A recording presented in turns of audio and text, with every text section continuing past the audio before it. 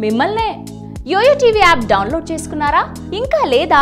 మీ app store కి వెళ్ళి వెంటనే డౌన్లోడ్ చేసుకోండి. వివిధ మార్కెట్లలో గురువారం బంగారం వెండి ధరలు ఇలా ఉన్నాయి. 24 క్యారెట్ల బంగారం 10 గ్రాముల ధర హైదరాబాదులో 30,380 రూపాయలు, విజయవాడలో 30,400, విశాఖపట్నంలో 30,400, ప్రొద్దుటూరులో 29,570 రూపాయలు, చెన్నైలో 29,570గా ఉంది.